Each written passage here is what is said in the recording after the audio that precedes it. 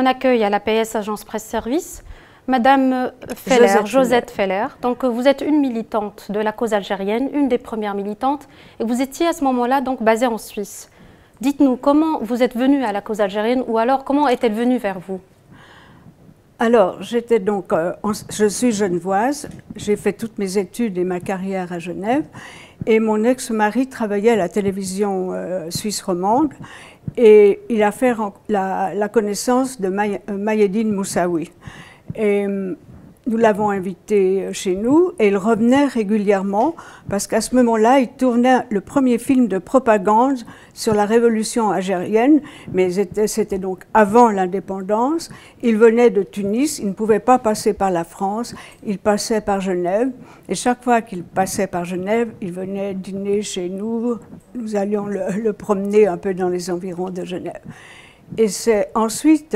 quand il y a eu les premières négociations, même avant les premières négociations, les premières discussions dans différents endroits à Genève, il nous a fait faire la connaissance de Mohamed Yazid, de Mohamed Ben Yahya. Ben Yahya est mort quand même en allant négocier. C'était, je crois, un des plus grands négociateurs, ça a été reconnu.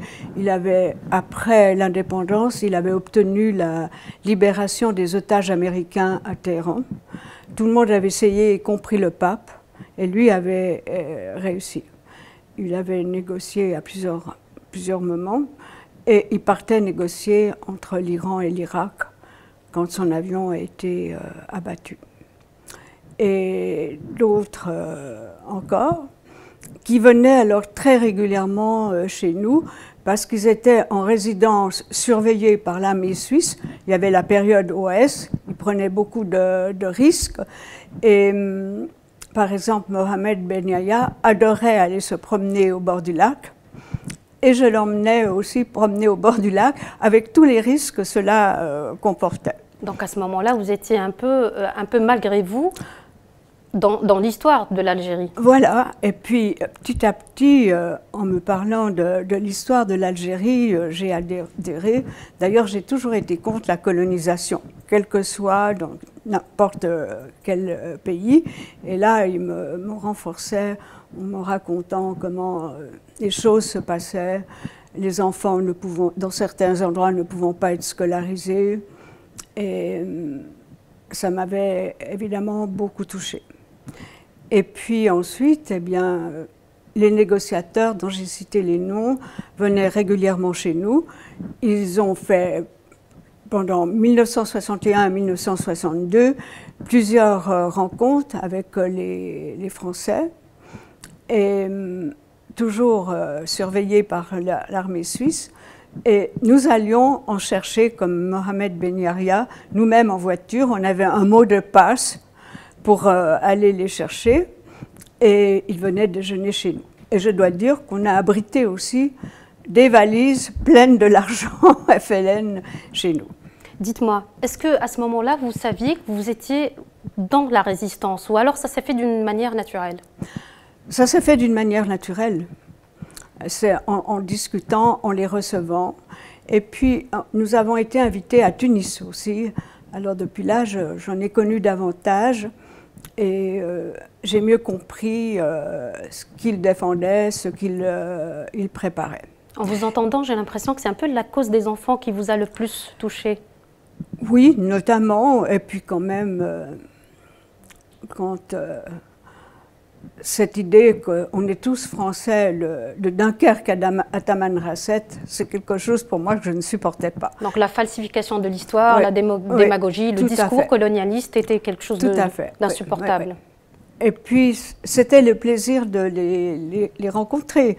J'ai quelques anecdotes. Par exemple, Mohamed Ben Yahya, je dois dire que c'est l'homme le plus intelligent que j'ai connu. C'était un homme capable de réciter une pièce de Molière en entier, en tenant tous les rôles. Il adorait Prévert, et quand on allait se promener au bord du lac, il récitait toujours « Appelle-toi Barbara », il pleuvait sans cesse sur Brest, et tu marchais épanoui, ravi. ruisselante sous la pluie, rappelle-toi Barbara, oh Barbara, quelle connerie la guerre. Alors j'ai ce souvenir-là, et puis moi ça me remplissait d'émotions, et il était plein d'humour, il me prenait par les épaules, puis il me disait, mais non, ne sois pas triste, on est si bien chez nous en Suisse. C'est très beau, effectivement. Dites-moi alors, est-ce que vous avez d'autres personnalités qui ont un peu marqué votre vie, l'histoire de votre engagement? Maïeddine Moussaoui aussi. Je suis d'ailleurs encore en relation avec sa femme, Aline Moussaoui, qui habite à Paris, qui a 85 ans et qui malheureusement commence une maladie d'Alzheimer. D'accord. Moussaoui, c'est un peu le lien avec l'APS, Agence Presse Service. Oui, je crois qu'il a été parmi les fondateurs. Effectivement, c'est un des hommes clés de la fondation de l'APS, lui et M. Mohamed. Et c'est lui qui a fait imprimer le premier Cassamen. Maintenant, toutes ces années passées, vous avez encore quelques souvenirs. Est-ce que vous avez des regrets pour cette période, des souvenirs qui sont forts, qui ne vous quittent pas? Oui, j'ai la nostalgie parce que de fréquenter ces gens intéressants, si importants dans l'histoire de l'Algérie, un peu tristes parce qu'on les a un peu oubliés, mais nous pas. Et puis, surtout, je pourrais peut-être dire deux choses qui m'ont renforcée. C'était en 1962, ils ont tenu leur parole en nous disant lorsque nous serons chez nous, nous aurons l'indépendance, nous vous inviterons à Alger.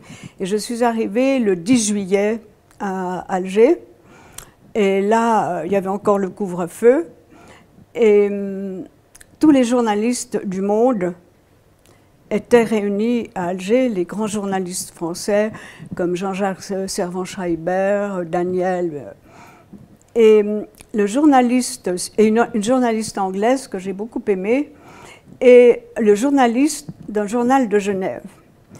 Et les journalistes étaient invités pour aller sur différents lieux. Et le journaliste de Genève, en sortant de l'avion, c'est un avion hélice, il a été légèrement scalpé, il a dû rentrer à Genève de toute urgence, et il avait confié à Margaret Pope le soin de lui envoyer des articles. Elle parlait bien le français, mais elle m'a demandé si j'étais d'accord de corriger ces articles. Alors, ce qui m'a permis de voir beaucoup de choses et de me déplacer. Et avec Margaret Pope, un jour, on a décidé d'aller dans la Casbah. Et il y avait encore beaucoup de pieds noirs. Alors, on nous a dit qu'on était complètement folles. Si on allait dans la Casbah, on allait être égorgés. On est allé et on a rencontré un jeune garçon, et ça m'a terriblement marqué, qui avait 12 ans à l'époque, et qui nous a demandé si on était perdus. On a dit non, parce que dans la Casbah d'Alger, il suffit de descendre, puis on arrive de nouveau au bord de la mer. Il nous a invités à prendre le thé chez sa mère. On a hésité aussi, mais on y est allé, on était bien reçus. Et c'était le mois de juillet, il faisait très chaud. Il nous a demandé si on voulait aller avec lui et son oncle à la plage le lendemain. Et le lendemain, nous sommes allés à la plage. Nous étions à Cherchel, je crois. Et quand il s'est mis en maillot de bain, il n'avait plus 1 centimètre de la peau du dos lisse. Il avait été complètement brûlé. 12 ans. Je crois aucun enfant, même dans mon pays, aurait cette remarque. On a eu un moment de recul, puis il nous a dit « c'est pas beau, hein ». Non, j'ai dit « qu'est-ce que tu as eu ?» Eh bien, pendant la bataille d'Alger, mon frère aîné a été blessé sur la place qui s'appelle maintenant Place des Martyrs, en bas de la Casbah. Et j'avais 8 ans, et la famille ne pouvait pas aller relever les blessés. Et j'avais 8 ans, ils m'ont envoyé vers mon frère, pensant qu'un enfant de 8 ans ne lui ferait rien. Et il a été pris, et un militaire français lui a passé le dos à la lampe acétylène.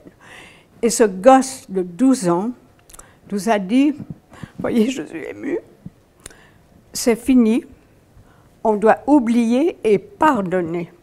À 12 ans. Et ça, je n'oublierai jamais. Donc ça a scellé votre engagement à la cause algérienne? Totalement. Totalement. Et quand on est revenu de la plage, il y avait encore une pied noire qui nous a dit, il nous a traités de menteuses. Ce n'était pas possible parce qu'on aurait été égorgés. Maintenant, vous dites mon Algérie. Madame Feller? Vous dites mon Algérie. Pourquoi votre Algérie? Parce que j'aime l'Algérie. Et puis en ayant vécu tous ces moments, j'ai connu aussi Aline Charby. Je ne sais pas si vous avez entendu parler de Jacques Charby, français, un juif français, qui a soutenu l'indépendance en France, qui s'est fait arrêter, qui a été en prison en France. Il a pu s'échapper et se réfugier en Tunisie. Je l'ai connu à Alger. Il a tourné le premier film, peut-être que vous le savez, qui a passé, je crois, dernièrement. Il y a eu un festival du film à Constantine, Une si jeune paix. Oui. Et Jacques Charby a adopté un enfant algérien, orphelin, qui venait de la campagne. Et cet enfant, dans le village où il habitait, tous les hommes étaient dans le maquis, il restait que les femmes et les enfants. Et là, de nouveau, un soldat français l'a pris et lui a mis le bras sur un fourneau pour qu'il parte. Et il a été tellement brûlé qu'on a dû l'amputer du bras. Et Jacques Charby a adopté cet enfant. Et malheureusement, il n'a jamais pu oublier. Et à 40 ans, il s'est suicidé. Alors là aussi, c'est encore un exemple de l'horreur et puis de la dignité. Je crois pourquoi je dis mon Algérie, c'est la dignité des Algériens pendant cette période que j'ai vécue, là surtout en été 62. En fait, vous êtes en train de dire que la dignité des Algériens, c'est ce qui vous a le plus marqué. Oui, oui, oui. Et puis, oui, on avait toujours, par les négociateurs, notamment de Mohamed Ben Yahya, des informations sur les négociations.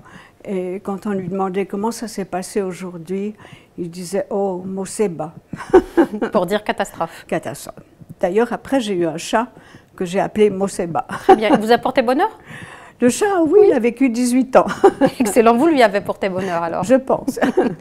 Alors, vous revenez régulièrement maintenant en Algérie ou... Non, je revenais très régulièrement jusqu'aux années noires. Et je ne suis pas revenue depuis. C'est la première fois que je reviens, pour une semaine seulement. Mais j'ai l'intention de revenir tout le mois de février. Écoutez, je dis toujours, je pourrais survivre. Je suis allée hier au cimetière de l'Alia, sur la tombe de Mohamed Ben Yahya et sur la tombe de Maïeddine Moussaoui. Ils sont enterrés là. Et ça me fait toujours beaucoup de peine. Donc moi je vous dis merci. Merci d'être venu. Merci d'être venu à l'APS. Merci d'être là, dans votre Algérie. Dans mon Algérie. Effectivement. J'espère que vous avez remarqué que j'ai le petit drapeau algérien. Hein. Si, on a remarqué. Merci pour l'émotion que vous communiquez. Oui. Oui. Merci, Madame Feller. Merci à vous.